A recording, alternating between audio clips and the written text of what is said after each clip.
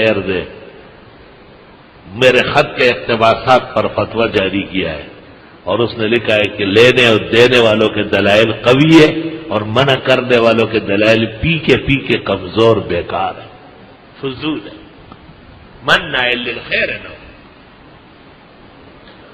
درس، فتویٰ، پڑھانا، قرآن خوانی، تراویح مطلق سب غلط باتیں۔ جی حافظ قرآن کو نہ دیں، علم تری کیف سے پڑھو، علم تری کیف قرآن نہیں ہے کیا؟ یہ تو قریب ہے کہ کلمہ کفر ہو جائے۔ علم تری کیف کون پڑھے گا؟ وہ بھی کوئی حافظ پڑھے گا؟ ہر ٹٹو اور بلو تھوڑا ہی مصلی پہ تراویح پڑھا سکتا ہے۔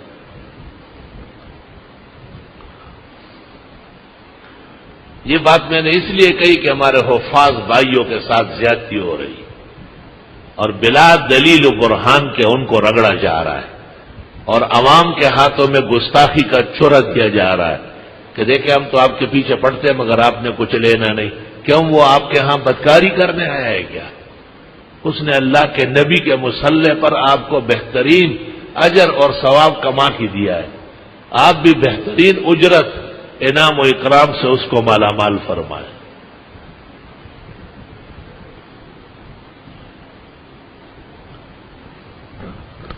کیونکہ یہ فتاویٰ جو تمام مدرسوں سے شائع ہے ایک دوسرے کو دیکھ کے لکھا ہے، اور ان میں کوئی سوچ، فکر، عقل، دانش، شعور نہیں رکھا گیا، اس لیے یہ فتوے میرے سامنے مچھر کے پر کے برابر نہیں۔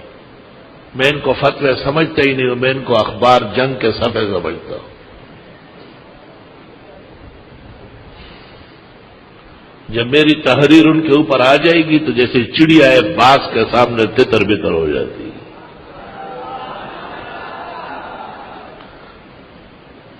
اور نعرے لگاؤ گے، صبر کرو گا۔ ہاں، اس کی برکت ہے کہ روز سیٹ آتا ہے تم میں نوٹ بانٹتے روز۔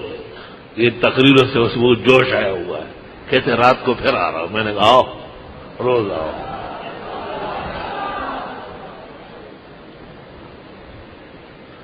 الحمدللہ میں نے طالب علمی کے زمانے سے معذرت کی تھی اور اساتذہ کرام سے گزارش کی تھی کہ یہ فتویٰ آپ کا صحیح نہیں، تو حضرت نے مجھے کہا لکھ لو، لکھ دیا ہے، تو بہت خوش ہوئے، میں نے بہترین کام کیا ہے۔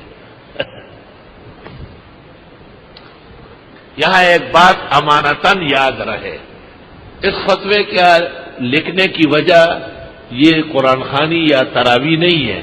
ڈاکٹر عثمانی نے ایک رسالہ نکالا تھا کہ چونکہ یہ علماء دین فروشان ہیں، فتوے پر تنخواہ لیتے، حدیث پر لیتے، درس پر لیتے ہیں، امامت پر لیتے ہیں، اس لیے ان کے پیچھے نماز پڑھنا یا ان سے مسئلہ پوچھنا حرام ناجائز ہے۔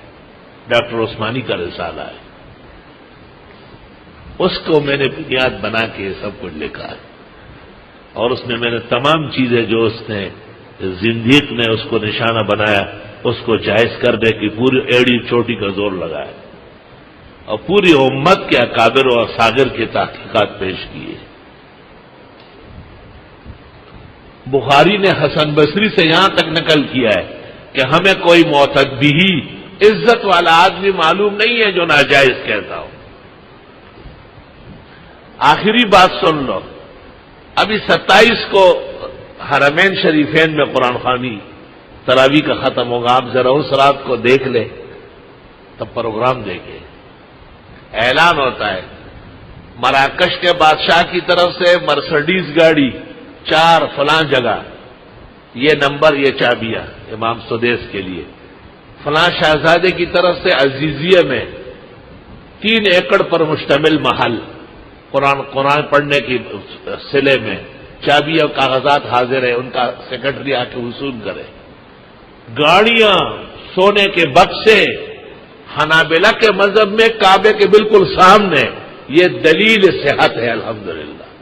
جو اس کے مقابلے میں وہ سارے فتوے کمزور اور بے دلیل فتاوی ہے وہ سب۔ ہاں یہ ٹھیک ہے کہ وَلَا تَشْتَرُوا بِآيَاتِي ثَمَنًا قَلِيلًا، تھوڑے نہیں ہونا چاہیے، خوب معقول ہونا چاہیے۔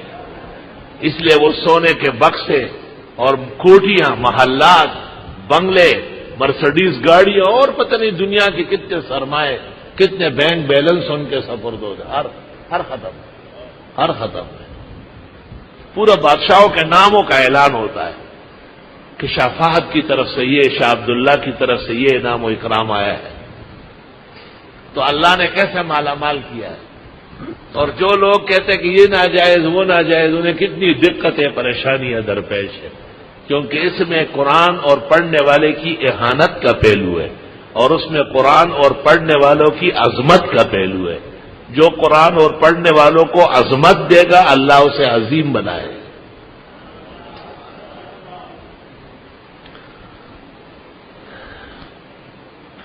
اور